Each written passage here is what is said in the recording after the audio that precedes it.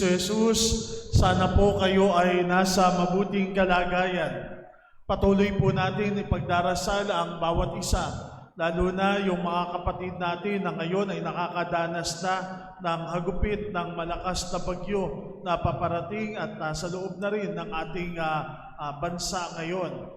Patuloy natin ipagdarasal ang bawat isa na nawa tayo ay maging ligtas dito sa paparating na bagyo na trahedya na ito. Ipagdarasal natin ang kaligtasan ng bawat isa.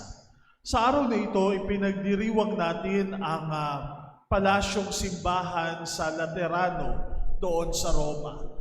Marahil may tatanong natin, Father, bakit kinakailangan natin i-celebrate yung dedication ng isang simbahan doon sa Roma? Ano ba ang importansya ng palasyong simbahan ng Laterano doon sa Roma? Alam niyo mga kapatid, yung simbahang iyon, yun ang simbahan ng Santo Papa.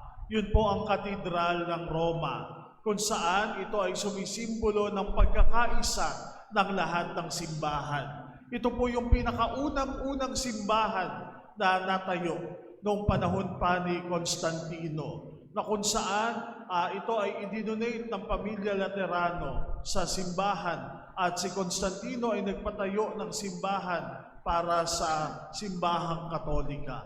Noong panahon na iyon, hindi na nagtatago ang mga Kristiyano, hindi na sila inuusig, bagkus nandoon na yung kanilang malayang pagsamba sa pamagitan ng simbahang ito. At napakaganda po nung simbolo ng simbahan sa Laterano, sapagkat siya nga yung tinuturing na Mother Church, sapagkat sa kanya umusbong yung iba't ibang mga simbahan.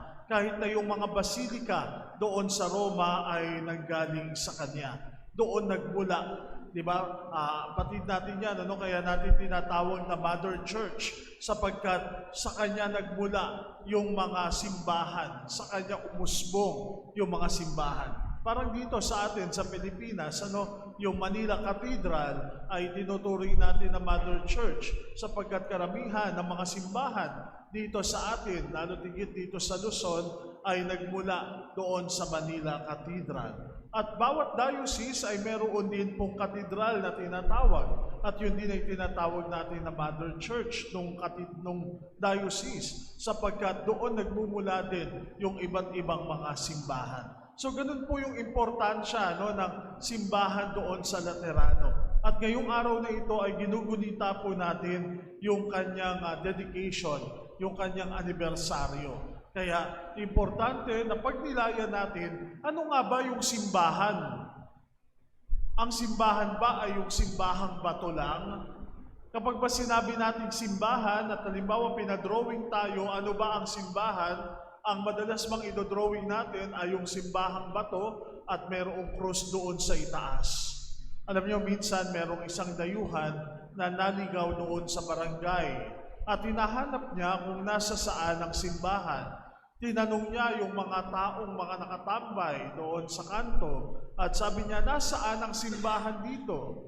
Yung simbahan nandoon sa taas ng bundok at kitang-kita naman. So sabi ng mga tao, ayun, nandoon ang simbahan.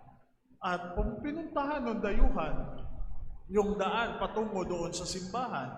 Subalit dahil sa masalimuot yung daan at natabingan na yung simbahan doon sa bundok, hindi niya ito makita. Muli siyang nagtanong at ang sabi niya, nasaan ang simbahan? Sabi nung nakausap niya, dumiretso lang kayo dyan, pangatlong kanto, doon sa kaliwa, makikita na ninyo yung simbahan. Kaya gano'n ang ginawa niya. Pumunta siya, lumakad siya. Subalit doon sa barangay, kapag sinabi mong malapit na, ako malayo pa yun.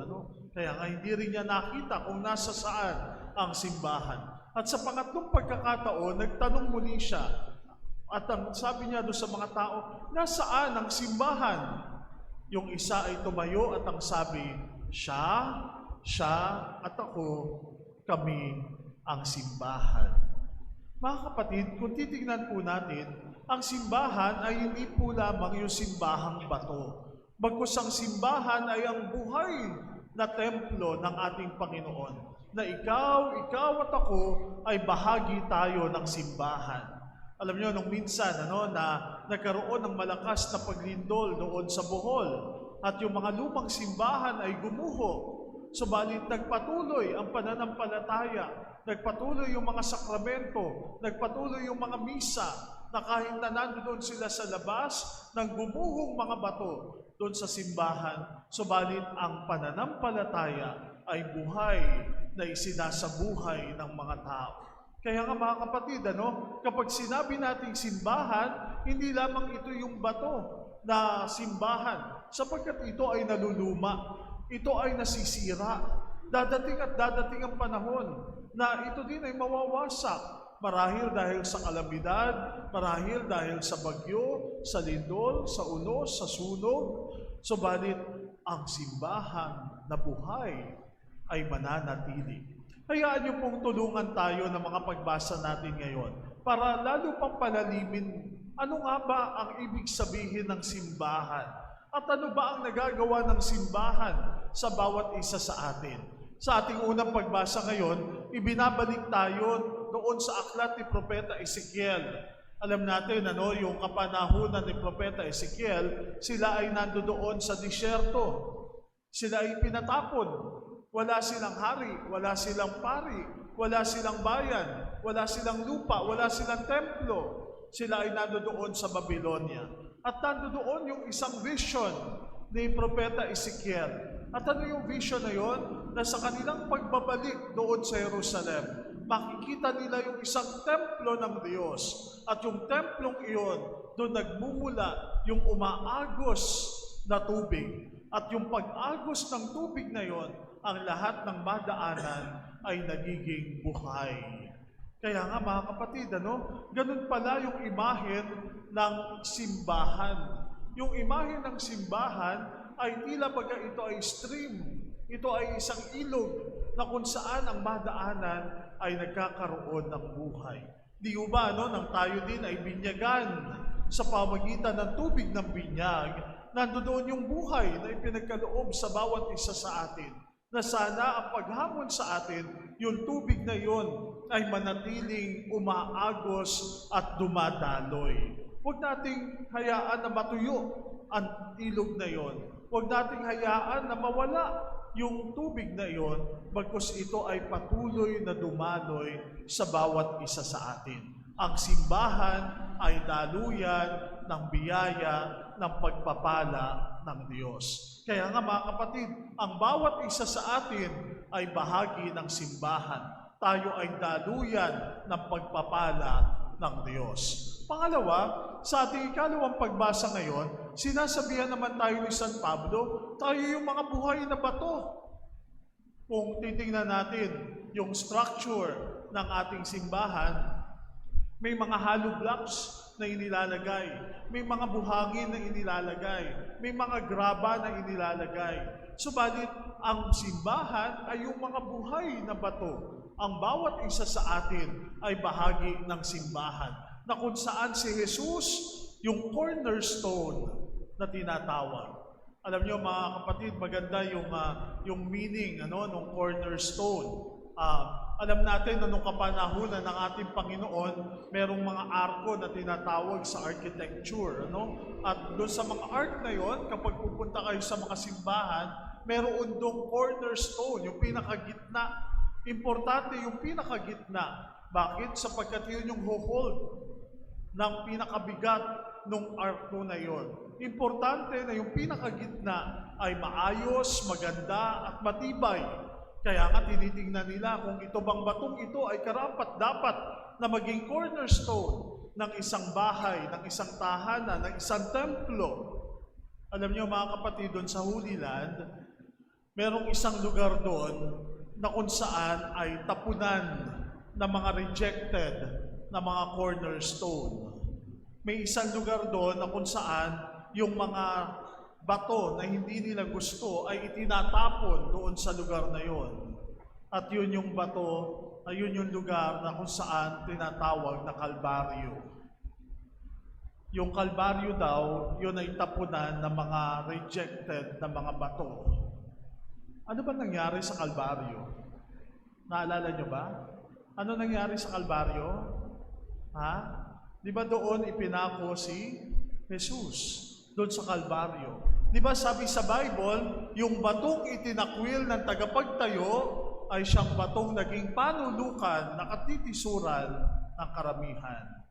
Yung batong itinakwil ng tagapagtayo na inilagay doon sa Kalbaryo na si Jesus na nakapako doon sa krus, siya pang naging batong panulukan ng simbahan na ating kinabibilangan ngayon. Kaya nga, yun ang sinasabi ni San Pablo sa ating ikalawang pagbasa ngayon, mga kapatid, na kung saan ang bawat isa sa atin ay mga buhay na mga bato at nandoon sa gitna natin si Jesus bilang punong bato, cornerstone ng simbahan. So, ano po yung pangalawang paghamon sa atin kapag sinabi nating simbahan? Matatag ang ating simbahan sapagkat si Jesus ang pundasyon ng ating simbahan. Ano man ang mangyari, ano man ang gawin nila sa simbahan, ang batumang simbahan ay kanilang iguho, kanilang pabagsakin, subalit mananatili ang simbahang itinatag ng ating Panginoong Hesukristo. Yun po yung pangalawa. Pangatlo at panghuli, narinig natin sa ating ebanghelyo ngayon na si Jesus pumasok sa templo ng Jerusalem. Tandaan natin, malapit na ang Passover, no, yung piyesta ng Passover. At ano yung piyesta ng Passover? Na kung saan sila ay iniligtas doon sa pagkakaalipin, doon sa Ehipto. Ipagdiriwang nila yon. Subalit kinakailangan merong mga handog. Kinakailangan meron silang mga tupa. Kinakailangan meron silang mga baka. Conforme doon sa yaman nila. Kapag ikaw ay mayaman, ang daladala mo, tupa o kaya baka. Kapag ikaw ay mahirap, ang daladala mo ay mga maya o mga ibon no, na ihahain mo doon sa templo. At dahil doon, yung mga tao pumupunta doon sa Jerusalem. Kaya lang, wala silang daladala, lalo na kapag galing ka sa malayong lugar, hindi ka na magdadala pa ng ihahandog mo. Bibilin mo na lang doon sa templo. At dahil yung iba ay galing sa ibang lugar pa, may mga hintil din na sumasamba doon sa templo ng Jerusalem, nandoon na kinakailangan nilang magpapalit ng pera sapagkat meron ding tax doon sa simbahan, doon sa templo. At dahil doon ang makita ni Jesus, ang lahat ng iyon, siya'y nagalit. Ano ang ginawa ni Jesus? Kumuha siya ng panghagupit at inalis niya ang lahat ng mga iyon. Ano ang sinasabi doon, mga kapatid? Ang sinasabi doon ng ating Panginoon, yung lumang paghahandog, yung lumang pag-aalay, pinapalitan ni Jesus ng bagong tipan. Na kung saan si Jesus ang haing iaalay. Na kung saan si Jesus doon sa krus, siya yung templo at altar na kung saan nandoon yung haing susunugin. Na kung saan doon sa krus, si Jesus ang saserdote na naghahandog sa kanyang Ama. Kaya nga mga kapatid, ito yung simbahan na kinabibilangan natin ngayon, na kung saan si Jesus ang puno at tayo ay bahagi ng simbahan. Kaya nga kapag sinabi nating simbahan, hindi lamang mga pari, hindi lamang mga seminarista, hindi lamang mga lingkod ng simbahan ang bahagi ng simbahan. Ikaw at ako ay bahagi tayo ng simbahan. Kaya nga ang paghamon sa atin, mga kapatid, isabuhay natin ang pagiging simbahan ng bawat isa sa atin.